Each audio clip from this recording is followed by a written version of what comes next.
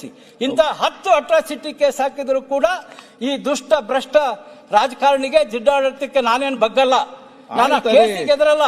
ಈಗ ಒಂದು ತಿಂಗಳ ಕೆಳಗೆ ದಾವಣಗೆರೆಯ ಡ್ರಗ್ಸ್ ಪೆಡ್ಲರ್ಸ್ ಹಿಡಿದ್ರು. ಅವರೆಲ್ಲರೂ ಸಚಿವರ ಹಿಂಬಾಲಕರು, ಎಲ್ಲರೂ ಸಚಿವರ ಹಿಂಬಾಲಕರು. ಪತ್ರಿಕೆಯಲ್ಲಿ ಬಂದಿದೆ, ಇದು ಟಿವಿಗಳಲ್ಲಿ ಬಂದಿದೆ. ಇದು ಹರೀಶ್ ಹೇಳ್ತಿರ್ತಕ್ಕಂಥದ್ದಲ್ಲ, ನಾನು ಹೇಳ್ತಿರ್ತಕ್ಕಂಥದ್ದಲ್ಲ.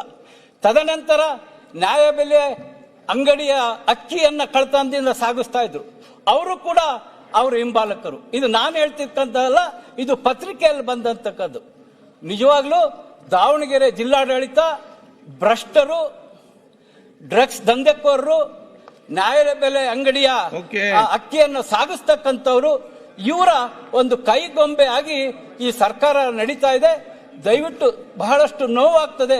ಅದರಲ್ಲೂ ಸರ್ಕಾರ ಏನು ನ್ಯಾಯವನ್ನ ಎತ್ತಿ ಹಿಡಿಲಿಕ್ಕೆ ಹೋದಂತ ನನ್ನ ಮೇಲೆ ಅಟ್ರಾಸಿಟಿ ಕೇಸ್ ಹಾಕಿದ್ದಾರೆ. ಇದ್ರ ಬಗ್ಗೆ ತಕ್ಷಣ ಹೋಮ್ ಮಿನಿಸ್ಟರ್ ಅವರು ವಿಶೇಷವಾಗಿ ತಂಡವನ್ನು ಕಳಿಸಿ ಏನ್ ನ್ಯಾಯ ಇದೆ ನ್ಯಾಯ ಕೊಡಿಸಿ.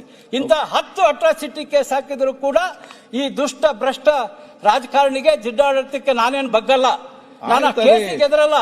ಆದ್ರೆ ಅವ್ರ ಉದ್ದೇಶ ಯಾರು ಕೂಡ ನ್ಯಾಯಯುತವಾಗಿ ಹೋರಾಟ ಮಾಡಬಾರದು, ನ್ಯಾಯಯುತವಾಗಿ ಹೋರಾಟ ಮಾಡಿದವ್ರನ್ನ ಹತ್ತಿಕ್ಬೇಕು ಅಂತಕ್ಕಂಥದ್ದಿದೆ.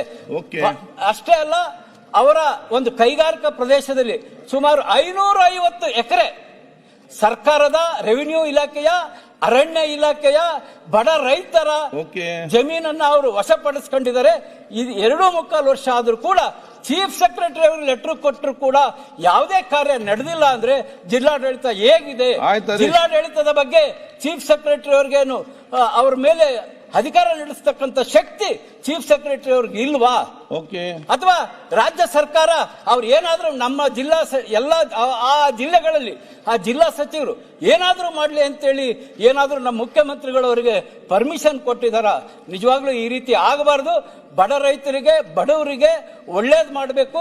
ತುಂಗಭದ್ರಾ ನದಿಯನ್ನ ಹಾಳು ಮಾಡ್ತಾ ಇರ್ತಕ್ಕಂಥ ಏನು ನಮ್ಮ ಜಿಲ್ಲಾ ಸಚಿವರ ಕಾರ್ಖಾನೆಗಳನ್ನ ಸರಿಯಾದ ರೀತಿಯಲ್ಲಿ ಪರಿಶೀಲನೆ ಮಾಡಿ ಜನರಿಗೆ ಒಳ್ಳೇದು ಮಾಡ್ಬೇಕಂತೇಳಿ ನಾನು ತಮ್ಮ ಮೂಲಕ ಸರ್ಕಾರಕ್ಕೆ ಒತ್ತಾಯ